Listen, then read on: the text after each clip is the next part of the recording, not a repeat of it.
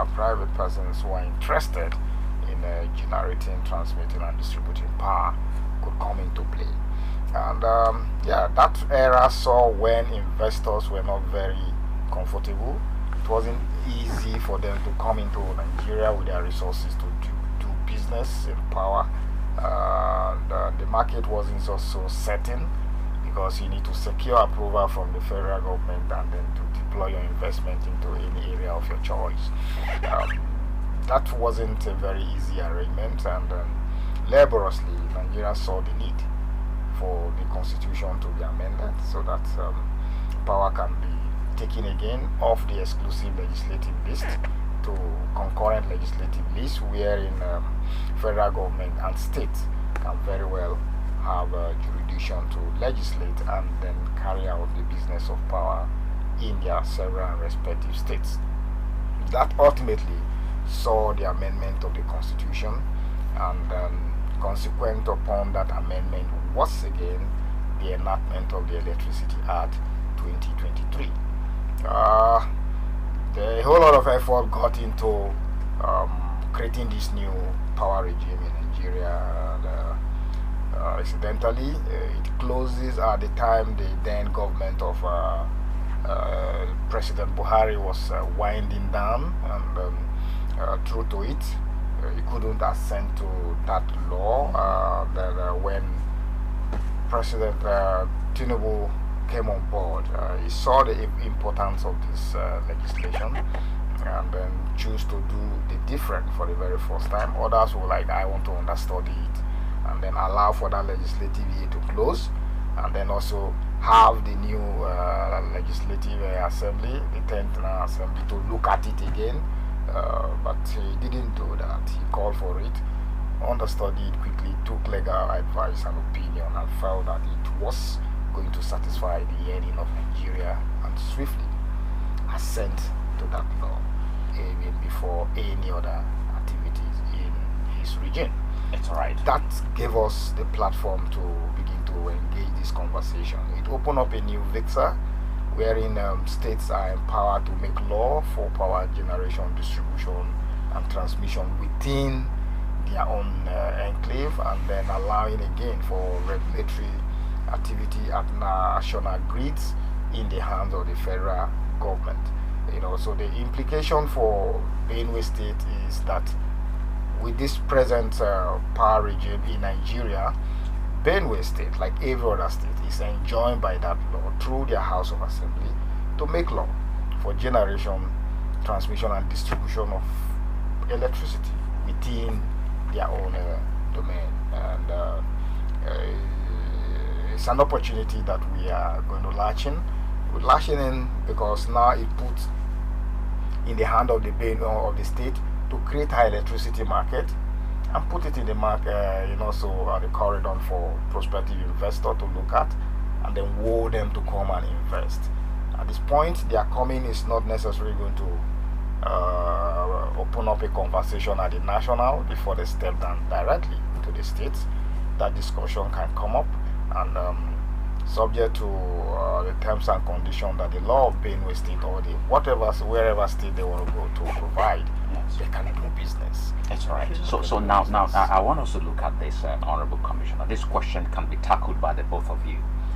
Before now, as a man who upholds the ground norm, which is the law of Nigeria, the constitution of the country was moving towards one side when we had up to 68 complete items on the exclusive list, including power.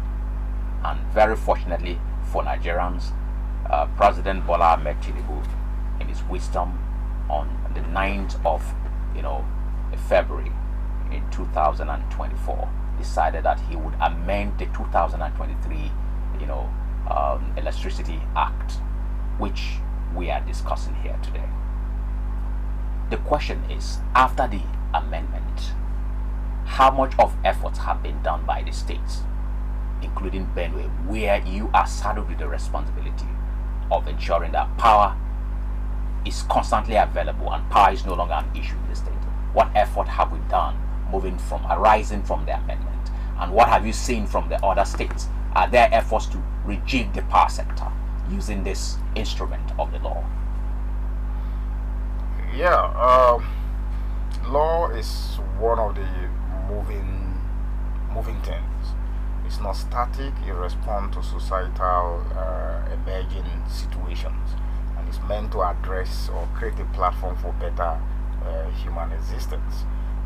So you can very well understand why it was as it were, where you have about 67 items on the exclusive legislative list, because Nigeria, after independence, like every other country, needed to be controlled from the central, depending on the form of government, and because resources were aggregated at that point, it is easier to deploy.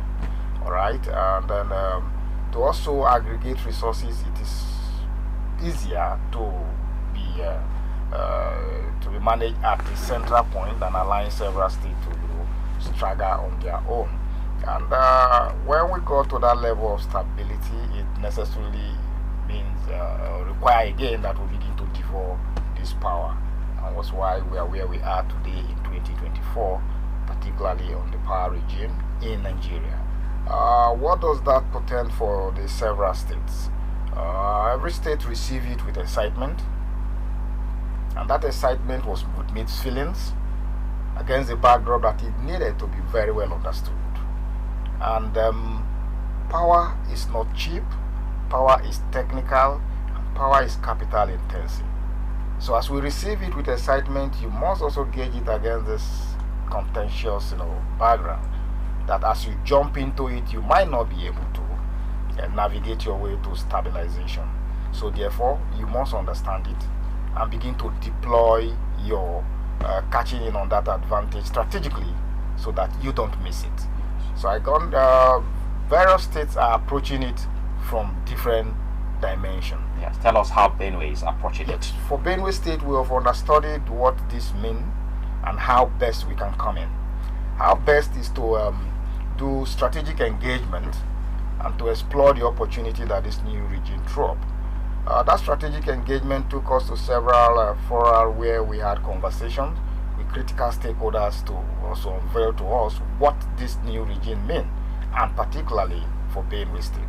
Part of our stakeholder engagement include that of consistent discussion with the National Electricity Regulation Commission of Nigeria, NEC, and every other Ministry of Power at the central level. And then at the base, we are also, because we saw that the new law means that Benue will necessarily set up a power market, have a law, and have a regulatory framework. So when are we expecting that grid, Honorable Commissioner? Because from the way you said, power market means we need to have a state grid, independent from what happens at the national level. When are we expecting that in the Not state? necessarily having an independent state grid. The new power regime allow for, of course, mini grid, off grid arrangement, depending on the market structure that you create, which is the necessary one because we need to bridge the gap and create access to power. Right? If you want to measure on the existing network, and it might be impractical, or it's not going to be business, wise for investor to explore, particularly the distribution company. You're looking at a community that is like 5-10 kilometers away from existing grids that are unserved, and you need to create access to power for them, and then you'll be talking to a distribution company to take their network to this community.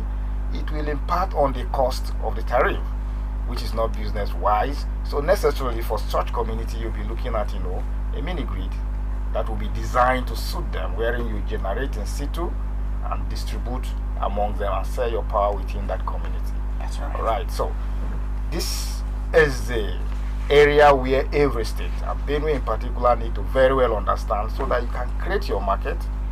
As you create your market, then you can now go to the regulatory regime, wherein you can now make your law that will govern, the operation and activity of power generation, transmission, and distribution within your state. And that must also be appreciated against the backdrop that there are players that exist before this new regime that we will necessarily need to identify. What are the players? The players include the generation company, because as it stands now, Benue is not generating. You're talking about TCN. Yes, and then you come to TCN, the transmission company. Once it's generated from the several bays, it got to be transmitted to your location now in Benue State. So there exists a TCN, the transmission company of Nigeria, to which we are privileged to have, a major hub of it here in Benue State that coordinate other states. My friend in the studio is also playing critical role in that industry, and having identified that, we have also related with them, and him in particular, very closely, as we espouse our thoughts on this unfolding. And the other one that you must also necessarily relate with is the distribution company of Nigeria, and for us in Benue State is the Just Distribution Company, JED, right? So because they exist and they are the one distributing power within our state, you also need to interface with them and see how this new regime can accommodate us in a way that we can work harmoniously to sustain and consolidate on what we currently have, and then move to improving on what we have. This is a very exhaustive perspective from the Honorable Commissioner. Now, Engineer Julius Obo, right? You're welcome to the studio. Thank you. And I'd like to get your perspective on, in terms of this Electricity Act that has been amended. What does this portend? What is the significance of this act to the transmission company of Nigeria? Then your designation is the principal manager, independent systems operations. I got that right? Yeah. Yes. Now, first of all, I'd like to get your perspective. What is the significance of this amendment to the transmission company of Nigeria? Secondly, I'd like to get your views, or let me not say your views, let me get an insight into your particular designation, as in what the independent system operation does, because that seems to be a very critical component in the transmission company for the benefit of our viewers. Okay, thank you very much. Let me first of all appreciate you for inviting me. I want to thank my co-discussant, the Honorable Commissioner. I've been having many interfaces for some time now, and I also get to know how much passionate he is as far as the power situation in the state is. Well, what I can only say, he has laid a foundation that is so robust in his preamble. I don't need to go over all that, but particularly I want to mention that the law being I want to put it, I don't know whether I'm correct, I'm not a lawyer, is being deregulated. Now that Electricity Act at the national, which is now streaming down to states, is quite a very important development in the history of electricity availability, distribution to our people. Now, what does it portend for the state? Like he said earlier, the state now has the right, the power to regulate, to go into the electricity market and do all that it means to make power available to our people. So the power is now within the state, it's no longer with the federal alone. So that is one very significant thing that we must celebrate as far as that Electricity Act of 2023 is concerned, and as it has to do with the states that are doing their various efforts in making sure that they have their own electricity market. Now, I also want to mention that the Honorable Commissioner has said it, there are transitional stages we need to take in this effort. Let me put this particular one now, that they are within the stage of policy and planning. And it is after that that we move to another stage, which can be infrastructure. The infrastructure we talk about are technical in nature, and I want to tell you that every engineering project has a gestation period. So for Benue people or for Nigerians it's a quick fix. The law has been established, and then we can get it right immediately. It's not like that. If you are doing an engineering project, you know that you have to start and get to the end, and it doesn't just come in a day. So I don't want to throw up a kind of excitement that people may find out that at the end of it is not true. So that is it. So when they move from that infrastructural stage, they need to establish the market properly. They need to establish regulatory bodies and agencies that will help them do what the law has said. So in all that, we need to be patient with them. Like you say, there are existing platforms like the TCN where I work.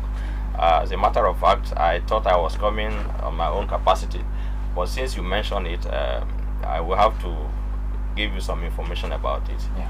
Benue particularly has been fortunate in the area of transmission infrastructure, and we have enough, at least for now, based on the demand of our people. We have more than enough capacity that can give supply. So with this law now, when generation sources are being harnessed, of course, like I said before, it will get to a point where the state itself, or through the private partnership with private investors, will come up with generation of power sources from various areas, which will be pumped also into the grid. So when those sources are pumped into the grid, I can assure you that we have enough capacity that can deliver it to the people, more than even the demand of the state.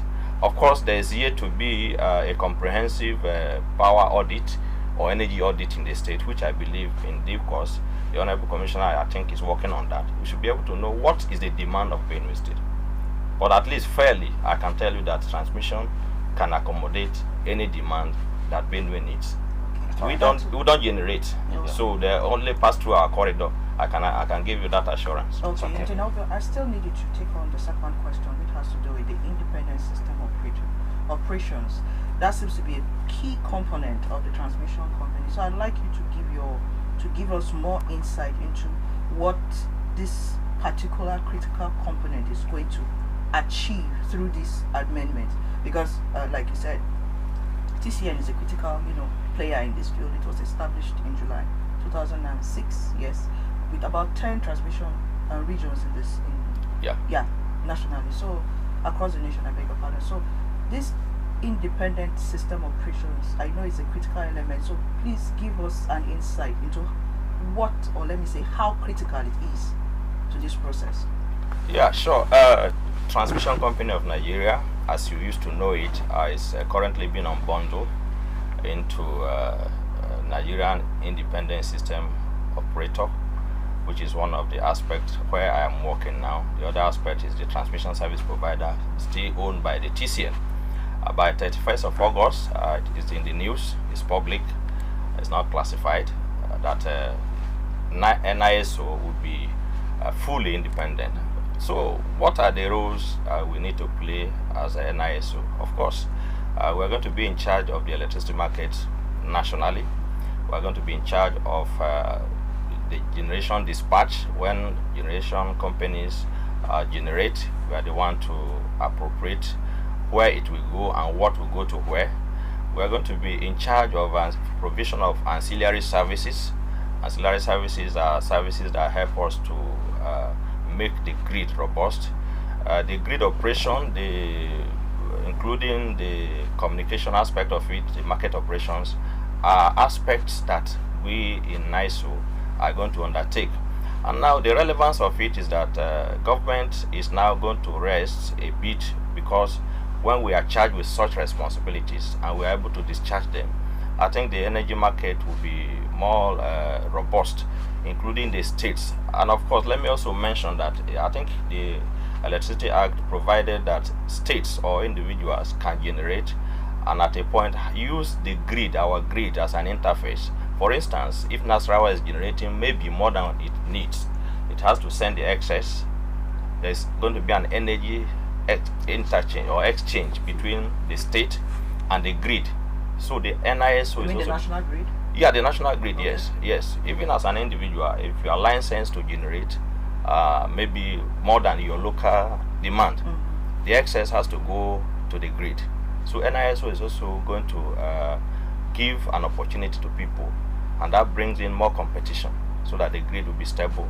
And then for industrial purposes, of course, which is the main thing for power, we'll be able to achieve a lot in that regards. Okay, so do you think that, like you just mentioned, when there's an excess, it's now exchanged and taken to the national grid? And before this amendment, that was not the case. Everything had to do, or let me say from my understanding, had to do with generation, transmission, and distribution, but not towards the national grid. The national grid was sort of like off limits. So now with this amendment, it means that there's going to be a lot of exchange and interchange with the national grid and the states. So tell us, is this positive or negative? Very positive, of course. Like we said, the Honorable Commissioner made mention of the fact that we don't have any generating assets here, although there are so many potentials. Okay. But for now, the reality is that nobody or no company, the state itself is not generating even 1 megawatt to add to the grid or for local consumption. So it's a positive development when states are now empowered through maybe strictly government assets, or maybe the private sector can come in and generate. So it means that the 4,000 that we've been battling with over time, we may have an increase as more is coming in, and the grid will be more stable. There will be industrial revolution, of course, at the end of it. Tell us any negative, if at all there is. No, there is. They don't. I don't think there's any negative aspect of it. It's all right. Let's get back to the drawing board, gentlemen. There are issues that we tend to look at here for the layman to understand where we're headed in terms of power sector. The question is for the both of you. Honorable Commissioner, I would first of all want you to react because he has been speaking for quite some time now. Are you comfortable with TCN holding on to the apex of power regulation in Nigeria? Don't you think this should have been part of the amendment? Why would the government hold on to such a sensitive and critical business sector in the power aspect? Do you think they are doing well? Just not long ago, you know that the national grid collapsed, and this happens way too many times. Are you comfortable with the activities of TCN? Yeah, I can say so, and say so very well, because the new electricity law comes from a background that already have existing governance structure or system, right, from generation, transmission, and distribution. And obviously, these are national assets, right? Our collective asset. Okay, and the law also open up the space for several states to begin to generate, transmit, and distribute within their jurisdiction. And by that, it only decentralize the power market in Nigeria from a unilateral market to now a multi-market system. All right, and still sustain or leave behind the necessity of existing infrastructure. Okay, and the power of every state, because if you make your law, you notify NEC, and NEC will grant an order for you to set up your regulatory power. And as soon as your regulatory authority come into operation, NEC is divested of our regulatory concern within the area to which you have power to make law for generation, transmission, and distribution. That does not also take away the activity of the national or our collective power structure, to including that is generated from a several source, and is transmitted by another means, and then distributed by another structure within your state and outside your state. So you are going to look at do you think they have been doing well? I'm talking about TCN now. Yes. Now, the straight question is, why would the federal government hold on to TCN? If power is to be deregulated, why can't this become a free market for people who would want to partner to do the business? Yeah. Do you think they are doing well with TCN as a government? As a government, I can relatively say yes, because transformation or it's not mechanical, and it cannot be like a revolution. Even a revolutionary activity are also procedural. Okay. All right. Power is highly technical. Technical in one breath, and in another breath is also highly cost involving. But do you think government is technical enough to handle power? That is the question. Within the region that they find themselves, yes. And what do we recommend for Nigeria? A hybrid model. Well, coming from a background where, okay, now you take it. Generation was in the hand of the states, even following in the hand of the federal government, following the unbundling, and transmission. Distribution was largely privatized. And none of these three components of power delivery is ordinarily expected to be independent of one another. As you generate, you need to transmit. And as you transmit, you also need to distribute. So they need to work in synergy, right? So if there is no generation, there is nothing for transmission to take. If there is a collapse, in the grid that affect that generation, there will be nothing to transmit. If there is a generation and there is a transmission, and then there is no receiving distributory facility to take it to for use or to the access point, there is also a break in that chain. So you cannot begin to deal with distribution, which is in the middle of this whole conversation. Yes. Generation and distribution. Transmission is in the middle of it all. All right. So Nigeria have tried her hands on privatization to bring in private players. Yes. And we started from the distribution point. Yes. But they have never tried privatization with TCN. It's unbundled as we speak now. That is why you now have these two components of the TCN. Yes. All right. It's also meant to allow for the technical aspect and every other one that will improve on that infrastructure or that aspect of power governance to be enhanced. Before now, you have a unified one where everybody does it. You don't have independent stuff, and then so now that unbundling is coming, and it is the unbundling that will put it in the that will expose it for efficiency, so that they can do their work maximally without necessarily causing a break at the other end for distribution. It's all right, Engineer Julius. You've heard it all from the Honorable Commissioner. I would want you to talk about this other angle. A lot of experts have said the equipment, the systems in use by TCN are completely obsolete now, and they need an overhaul, not rehabilitation. In fact, some have said, with exaggerations, that this equipment were acquired even before the inception of democracy in Nigeria. They are military equipment, and that is why we keep hearing of the national grid collapsing here and every day. And power is critical to the existence of citizens. What's your take on that?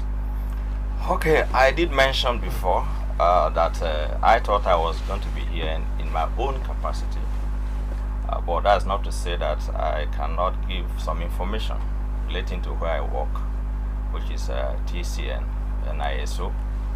Now, you did mention that some experts allude to the fact that our equipment are obsolete and all that. And that is one of the reasons why we do have collapse. I'm going to give you a hint on why collapse do occur. It's all right. But I also want to tell you that I would like to have not a debate, a dialogue with such experts. Maybe they lack information. Yeah, TCN is under government, very well. We do know that. Whatever happens to it is a policy issue. What is going on now that is known to me and you, everyone, is that TCN is being unbundled. I don't know what next is going to be the outcome after the unbundling. But I also see yearnings from Nigerians and others that TCN should be privatized. But I ask, the distribution companies, the 11 distribution companies that were privatized, and 18, then I think about 11 generation companies were also privatized in 2012, 2013. What we see them doing better than when they were not privatized. So the yearning for privatizing everything, I would say also government house should be privatized. No, there are some of these key infrastructure elements. Sorry to butt in, that government has never been a good business person right from the inception. Yeah, if it's not just reference any business that government has succeeded in doing very well in this country. I cannot speak for the government, but I can speak at least the private sector, the ones where we are talking about now. How well are they doing? So are you satisfied with the handling of TCN? Let's be very candid. TCN is doing very well. Like somebody would say, we have more capacity than even the generation can provide. What you see, system collapse here and there, is not because TCN cannot handle what is there. It's because we have constraint from the generation point, and so the grid is unstable, and so you can have it down sometimes. But this is the same excuse we have had from different administrations. So which of the administrations would handle, Ghana, which left Nigeria here not long ago? For how many years The only time they had a collapse in the national grid was in 2002. And before then, they noticed and had apologized to the citizens that they were going to experience some difficulties with the power, transmission. And so citizens should get, ready for such a thing. In Nigeria, you wake up any day and then it's blackout. And government comes to tell us that and we were having problems from the generation. Where is the generation point? Is it not hydroelectricity we are using again? Is it from the turbines? What's happening with the system itself? That is the point. Generation is not enough. We have a power equation. We have generation and then the demand. The demand outweighs generation. That is why we should focus our minds on, and that is why we are very excited when they say states can now have power to generate. We need more generation to stabilize the grid. It's just like when you have a single lane and you are asking about 8 cars to pass through that single lane. It cannot take it. So what we are doing now is that generation should be boosted from any means, either government intervention or private sector. Like you do here, even generation companies, those that are using gas, they are complaining of gas constraint. Those that are using hydro, sometimes they have some issues here and there, low water level and the rest. These are the areas we should focus on. Transmission has well over 10,000 megawatts capacity to wheel if they can generate up to that. What I can tell you that they have not generated up to 5,000 megawatts. And that is why one of the reasons why there are these collapses. Even though the generation is small, the quantity is small. That has also reminded me how much megawatts is Nigeria as a country expected to transmit. No, the demand is far above. No, let's take it step by step. Okay. How much is TCN supposed to give out in terms of megawatts? Now TCN has 10,000 megawatts capability to transmit. No. And engineer, this is what I want us to do. Okay. It's a practical approach to the question. How much in total is TCN expected to give out to the nation in terms of megawatts? Let's start from that one. TCN gives out whatever that is available, and I'm telling you, if generation can be up to 10 megawatts. But there is a mandate given to TCN. TCN is to will. The mandate is to will everything that is generated. Good. TCN does not generate. Before President President Tinubu took over the mantle of leadership, we were receiving less than 3,000. That's not true. It was announced. No, we are in the average. We were not taking up to 5,000. No, yeah. And even 5,000 is not sufficient for Nigeria. It's not. Good. Now, if for very many years TCN cannot give us up to half of what we are expecting, why are they holding on to the business? Why can't you free up the market and say, look, we have not been able to do this. People should come up and take over. There are individuals who can take over this and do it. I think you are getting it wrong. Okay. I told you earlier that TCN does not generate power. We don't generate power. And I can assure you that whatever is generated up to 10,000 megawatts, TCN has the capacity to wheel it. We don't generate power. That's what we are saying. TCN is to transmit power. Yes. Power is generated from somewhere. Yeah. Now TCN, sometimes power is available, but power cannot reach out to the people because TCN has failed in its responsibility to ensure that power is transmitted. Yeah. So if TCN has failed consistently in transmitting power to the people, can't they pave the way for private individuals to partner and come up with equipment that will be able to generate the power that we need? I mean, to be able to transmit the power that we need to Nigerians. That's just a simple thing. I think I have to correct that impression. There has never been any time that generation was above the capacity of transmission. I just want you to get it right. Like I told you earlier, they have not generated up to 5,000 before. And we have capacity to wheel 10,000. So why do you blame TCN that there's power available and we cannot transmit? No. Rather, you should even go downstream. When TCN takes custody of this power and we can't give out to the people because of the distribution infrastructure that are weak. Rain was doing rehearsal last night around 1 a.m. Between that time and until I left the house, yes, there was no power. It's not because transmission does not want to give it, but it's because the distribution infrastructure was not ready to take it. So we're in the middle, like the Honorable Commissioner said. whatever we receive, we are able to deliver. So before you can see us performing optimally, there must be an upbeat of generation. I was even tempted to ask if your equipment are really capable of receiving the enough that you're talking Very about. well, up to 10,000, double whatever we are having now. And there are a lot of expansions going on. Let me also let you know that where I work in Ape here, we have a capacity that Benue can in the next 15 years. So we are going to have redundancy. We don't have any issue with equipment. And of course, like you said before, our equipment are not obsolete because for the past 5 years I know that there have been upgrade of substations. Those that were supposed to be obsolete have been We're supposed to be or we're obsolete. Yeah, we're obsolete. Some were obsolete. Some transformers are obsolete, of course. It's okay. But they are being replaced with new ones. It's all right. All over the network. But I think we're due for a break. Okay, Maureen, when we get back, you would definitely throw the next question. Well, it's the Daybreak Benue on Benue Television.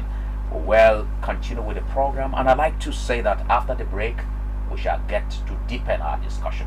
We will also get the Honorable Commissioner to review a clause by clause, regarding the amendment and where he feels comfortable and uncomfortable with the amendment. Because as a barrister of the law, you cannot be completely comfortable with the amendment made in 2024. Let's go on the break.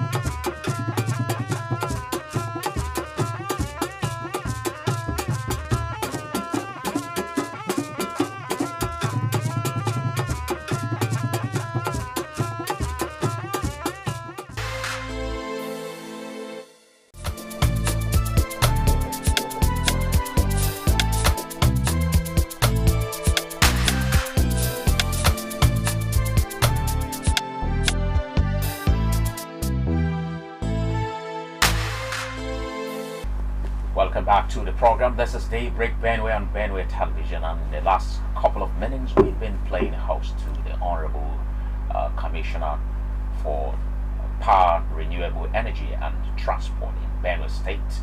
That's the Hemsman, Barrister Omale has been here, and of course Engineer Julius has also been speaking to us concerning what happens there at TCN. Well, before then, I saw that Maureen was ready with some questions, so let's go over there. Thank you, Jeffrey. Engineer Obo, my colleague before we went on the break was trying to establish a fact, or let me say, was trying to get your view on exactly what is the problem with our national grid, and it keeps collapsing. And from the little research I was able to gather, the national grid has collapsed 105 times since 2015. Amnesty International puts it that since from 2006 to 2013, that was before it was privatized, the national grid has collapsed about 43 times. Now, given this bleak scenario, what is the transmission company's approach to ensuring that we have a backup? Because whether we like it or not, we need to have backup. You did give the example of the rain, which started like in the early hours of this morning, and it was just a little, like let me call it drizzle, and then power went out. And from what we're able to establish, the problem seems to be generation and not transmission. So what is the TCN's approach for us having a backup for the national grid? Because whether we like it or not, like you said, systems do fail.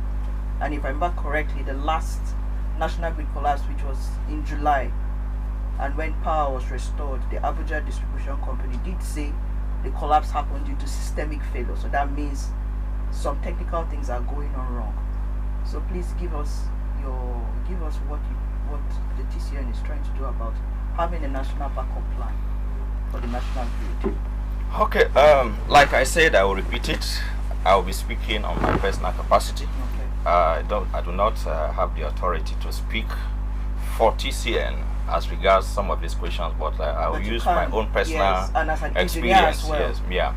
Now, TCN, like we all know, the duty they have is to transmit the available power. And like I have said before, I will say it, TCN has more capacity than what is generated. Now, we have been having system collapses, and let me also let you know that some of these collapses are partial, others are total. Out of the number that you have googled and you are saying, I can't say exactly which one is total, how many is partial. So what happens is that when there is not enough power on the grid can be unstable. And what compounds the problem is usually when we lose a reasonable quantity of power from the generation point, maybe a generation unit giving us like 100 to 150 megawatts. There's a technical problem and it goes out. It throws up imbalance in the grid. And so before it can restore to normal situation, if care is not taken, the part of the grid will go. For some other islands, we will be left. And that is why in few hours, when you hear that there's a collapse and it's not total, before you know, some parts will come back together again. So that has been the problem. Now, TCN's plan to do backup, like I said, we don't generate, backup should have been generating units. We have what we call a spinning reserve. There is no spinning reserve by any generating company. If there was a spinning reserve, when we lose, for instance, that 150 or 200 megawatts from a particular station, we put it, there's what we call hot reserve. Okay. It's running, so that it can now compensate for the loss. These are the areas that I want Nigerians to give attention to. Generation should be boosted, and at least if we are talking about the transmission infrastructure, we will have what we call the ring circuit. The ring circuit makes it possible for several generating points coming together, so that what you are using in Nigeria, in Benue, you don't know actually where it's generated.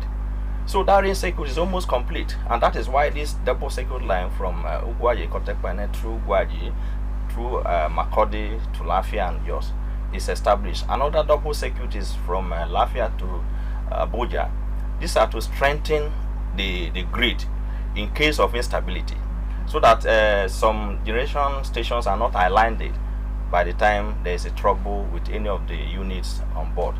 So as far as TCN is concerned, the expansion program that is ongoing is good enough to give commendation to them. Okay, now still on the matter, I'd like you to just briefly explain, because that example you gave struck my mind, because you notice that when there's a rainfall, even when it's not heavy, light goes up, power trips up.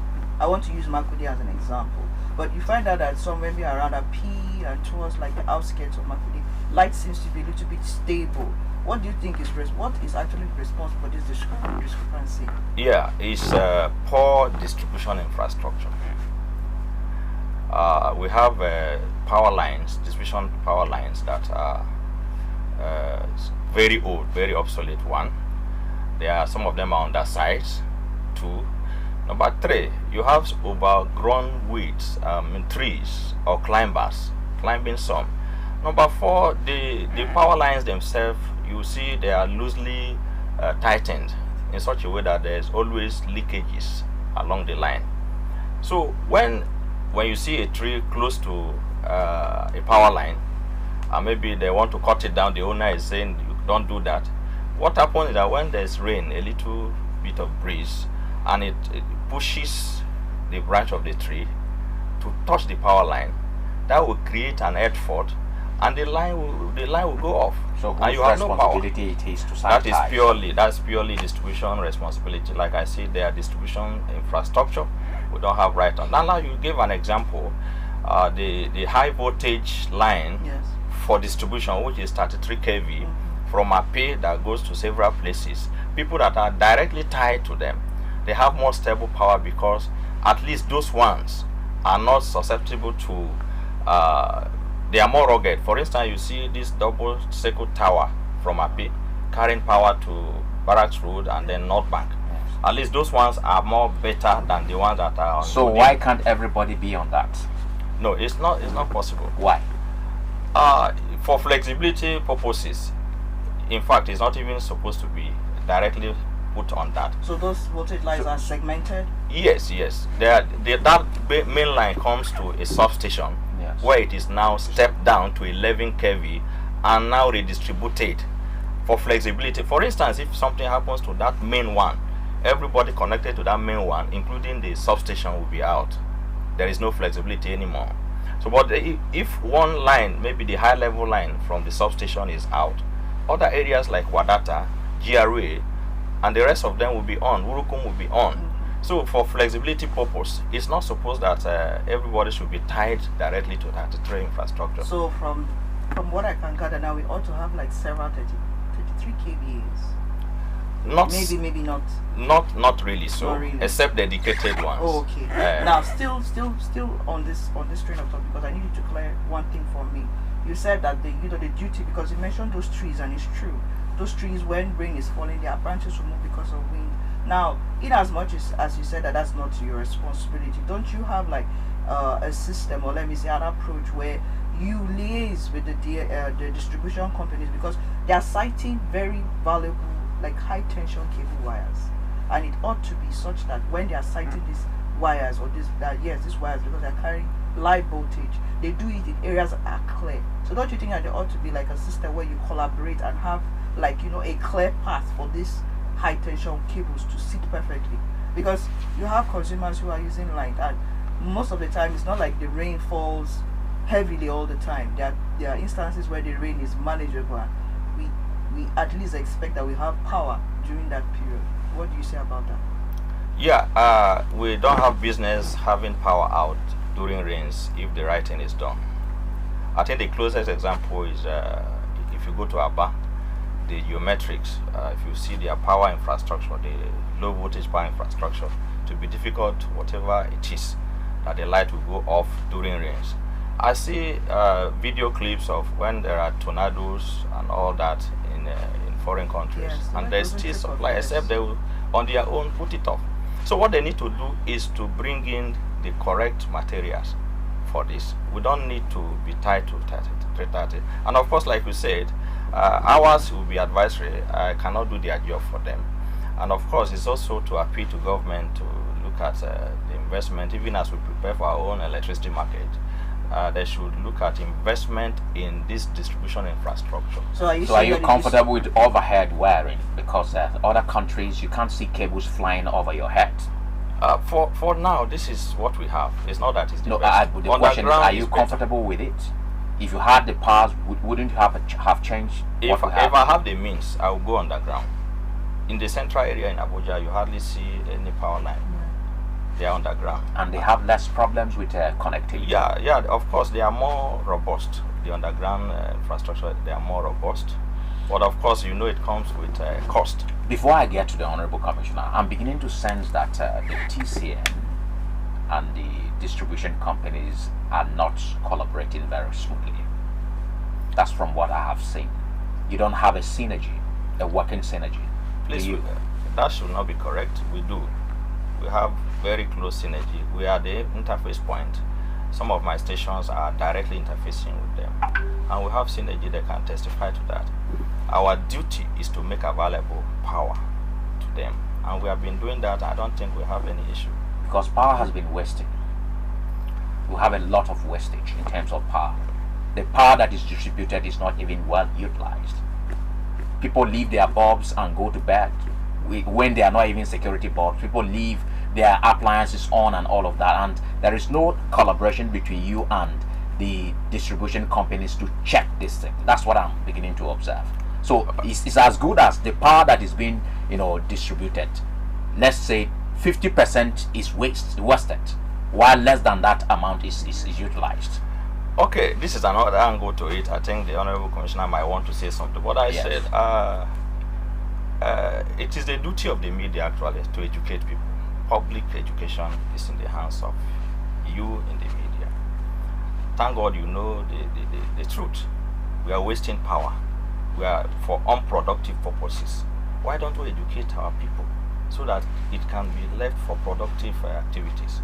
The distribution company, I also know that they have some departments responsible for dishing out all these guides and guidelines for the people. So that should be strengthened.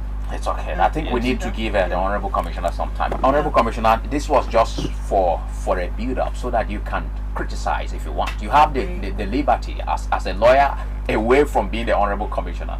What do you have to say about the amendment that's been done by the present administration? What was obtainable in the power sector under former President Muhammadu Buhari is different from what we are having at the moment. If you had the powers, which clause in that amendment would you want to be rejigged, and which do you think is the best way to go? Yeah, like we say, from my background as a lawyer, that law is potent, law is alive, and is meant to address societal issues. It's one of the basic one that is constant, it's normative, it's move. Yes. Right? And so what obtained yesterday might necessarily not be one and same today. And we can't only, as human beings, know in part, so we take steps to advance what we want in parts. And the highest of the class that we have come to live in leadership and in management is that of a reality.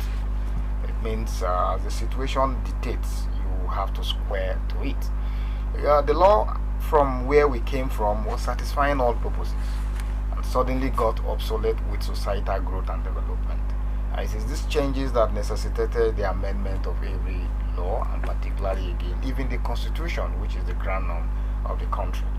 It got us to that point where it became necessary to have this Electricity Act 2023. That act set to unbundle the power sector to allow for state to come into play.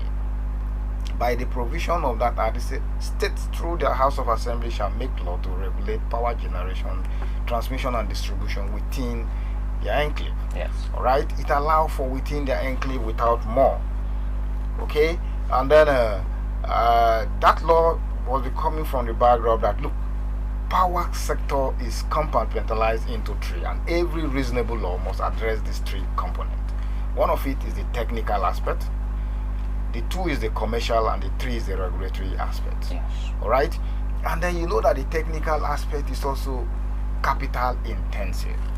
So when you say state, do your business within your states without more, it's restrictive in the sense that we're beginning to talk about.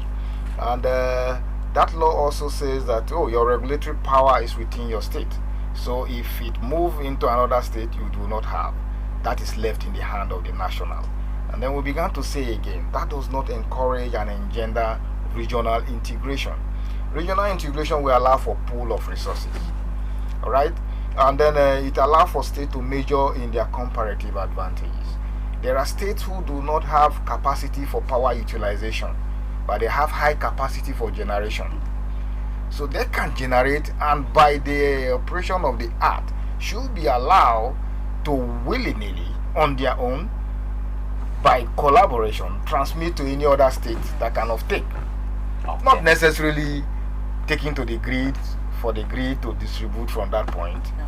It means by bilateral arrangement, Benue can generate beyond, over and above what her needs are. And by that bilateral relationship with Nasarawa or any other state, so long as they can build their infrastructure or discuss with existing infrastructure owner and say, this is procured from Benue State, but for use in Taraba. Okay, So now the law must allow for that kind of operation. it's all right. Now, Honorable Commissioner, in the end of all of this discussion here, is the way to go for Benue. You're seated here because Benue has chosen you to represent them in the aspect of power, renewable energy, and transportation. Your office is quite a very big one. Now, are you thinking renewable energy? Are you thinking solar? You're thinking hydro power. If it is hydro power, maybe just a buffer dam or whatever, because we have a river.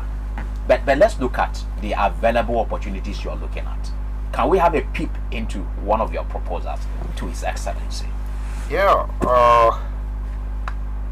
Again, I also inform us, and then by my own formation, you Yeah. must very well appreciate the contents under which you have your mandate, Yes. and that your mandate must function. Yes. Right? As a commissioner for power, it is my own business and my own mandate to coordinate power-related activities for and on behalf of the states. Exactly. And that being the core of the mandate, then we must also begin to set the basic and fundamentals that we allow for that deliverable. That will necessarily require that as we have this clear mandate from the governor on creating power access to our people in Benue State, we must have a clear power sector policy. Laboriously invest in developing a very sustainable power policy. That effort we are putting in place, and we have our draft, we have our team that have sent in representations, and we are harmonizing them so that Benue can have a power policy.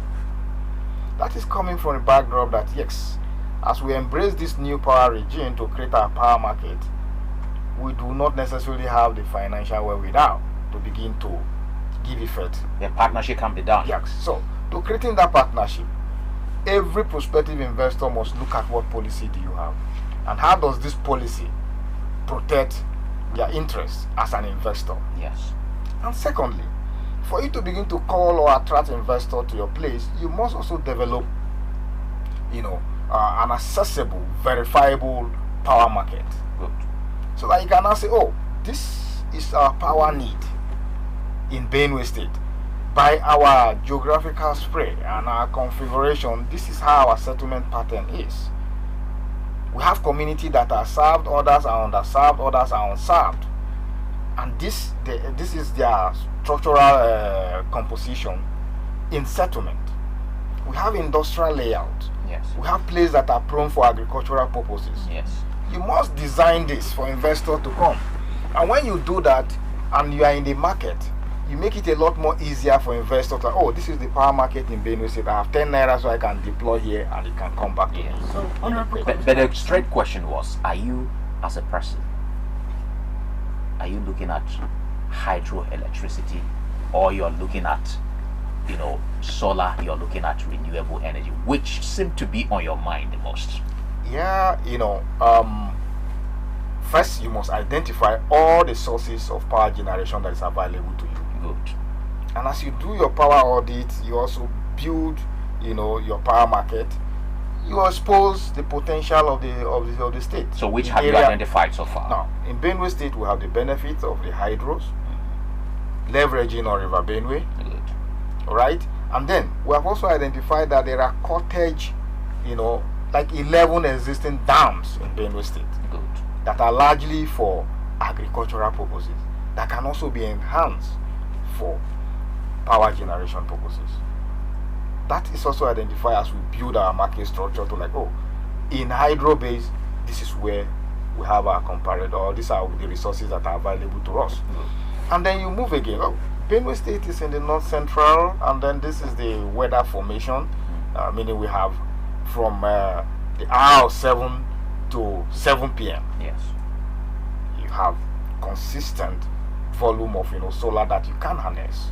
Good. So there is a solar resources for us to explore the solar energy, and then the topography of Benue State exposes us to also wind power generation, because the plane is clear.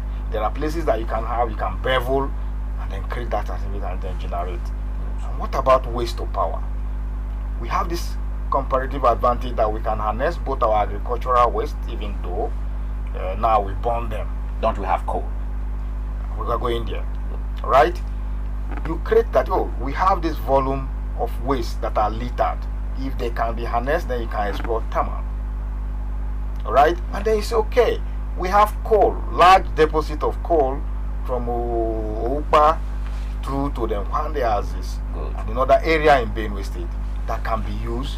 Yes, as we talk about clean and renewable energy, you must also be coming from the traditional background and the one that will be cheaper for you to generate and clean. Alright? So, it is our business to identify all the sources. So and which their is your strengths. most beautiful bride out of all that you have mentioned?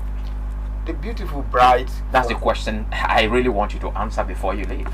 which is your most beautiful bride out of the very many options that you Yeah, have for the given? comparative advantage. Yes. For the comparative advantage there is the solar renewable energy. It's okay. Thank you Okay. very much. Now, Honorable Commissioner, final one from me. You've mentioned a lot of things and you're talking about solar. So in terms of policy, what are you expecting specifically from the State House of Assembly? Because this is critical to ensuring that this power market thrives, because we're looking at boosting the economic growth of the state, which I'm pretty sure that is your aim. So what are you expecting specifically from the State House of Assembly in terms of policy? And secondly, what is your expectations in terms of in terms of the environmental concerns for renewable energy through this act? Yeah, again, the policy framework for the power sector is not that of the assembly. The assembly is put together to make law for good governance for Benue State. So policy formulations is that of the executive arm, and then for power is narrowed down to that of the Ministry of Power. As we conceive it, as we generate, as we develop the policies framework for the power sector in Benue State, from the ministry, taken to the executive council, and then it's adopted as the power policy for Benue State. From the power policy from Benue State, then you can begin to make your call for legislative intervention. The clear power policy of Benue State is to align it with national and taking a bearing now from the Electricity Act. Says how will Benue State set up her structure to granting unlimited, uninterrupted power access to the good people of Benue State, and to making Benue State an industrial hub for economic activity, so that ultimately our people can be in part both in the area of job creation and then state economic transformation. These are the center of our power policy in Benue State. And that is the bane for which we will begin to conceive our legislation and then call the State House of Assembly for their legislative intervention. All right. And like I said, you must very well appreciate what you want, so that you don't do a back and forth, do a text, case, or major in texting all the time. So we have understood it, and we have understood very well again that our law must very well address the technical aspect of that concern, of that policy, the commercial aspect, because we do not have, and then the regulatory framework. All right, the commercial aspect is because we don't have that resources to go into that power generation or creating that absolute power access to our people, to achieving the core policy thrust of the ministry, is to create the market. And creating the market by making it, one, investors friendly, and how do you incentivize it, how do you protect the investors? So that every prospective investor, if I go to the power market in Benue State, my investment is secured, I can have a return on my investment, and then my interest will be protected for them to come. All right, then the technical aspect is, yes, power is technical. How do we now, leveraging on the existing technical infrastructure that we have from generation, transmission, and the distribution, and in our own, how do we step down the necessary one in the area of the technical concern? And then you can now move to the regulatory part. Yes, you have to regulate power sector. By that law, we will necessarily have for ourselves the Benue State Power Regulatory Commission or agency that will regulate from generation to transmission and distribution. All right, and then the other regulatory element that you need, how to partner or linkage or step down what is existing at the federal to the states. And ultimately, in protecting the investor, you also identify what the issues are. Currently, we are talking about, what is coming is lost here and there. Lost by technical loss. You are talking of technical loss. I'm not talking about the human loss. Vandalization of our product, of our equipment. That is not done. That is not a technical thing. It's human. Energy theft is huge. Investor is coming. So how do you protect it? So again, our law must address what is an offense, what is power offense, and then provide the punishment, because the law says that for there to be an offense, there is a law defining an act to be an infraction and provide for the punishment. So that is a robust conversation that we are having, and we are driving home. And I wouldn't want you to ask before answering the question that I have said repeatedly, that third quarter 2024 is our time. Is our time with history, that we can convolute a clear-cut power market for Benue State and a clear-cut power law for Benue State. That's a great one. I must appreciate you very warmly, the Honorable Commissioner for Power, Renewable Energy and Transport in Benue State. I would have loved to ask the TCN man more questions, but this is where and how far time has permitted us to go. There are so many critical questions. In our next outing, you will have, a million questions to answer here on Benue Television. I must say thank you so much, Barrister Omale, for being here once again. I must appreciate you for always answering our calls to be part of our discussions here. It's commendable. We appreciate you. Thank you. Yes. I also like to say very many thanks to you, Julius Obo, who is also at the helm of a critical component of TCN here at API in Makwili. We appreciate you for offering insights on what we need to know here on Benue Television. Thank you so much. Appreciate you for coming. So this is where we have to take a break very quickly so we could let you go. We will return shortly to take the papers and thereafter call it a wrap on the show. Stay with us.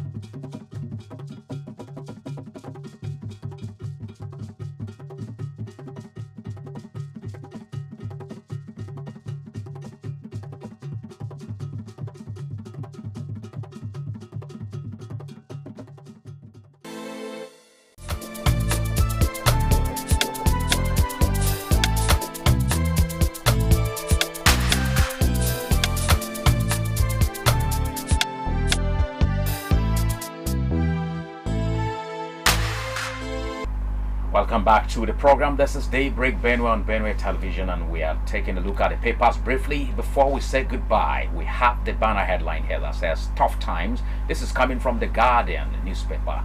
Tough times for poor Nigerians as food inflation worsens.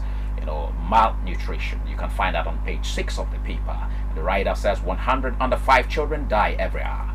2 million suffer acute malnutrition, and Nigeria loses $1.5 billion of its GDP to malnutrition yearly. That's all coming from the Guardian newspaper. And from the Daily Trust, underneath the newspaper masthead, we have subscribers, telcos disagree over data billing. This is on page 29. Dangote Refinery Manufacturing Association of Nigeria warns against the marketing local investment. This is on page 31. Now the lead story. Dialogue with protest organizers, opposition reps tell FSG. Demonstration may compromise peace, says government. Tinubu needs more time. Oba of Benin governors. Details of this is on page 4. Now the last one here. Picture story.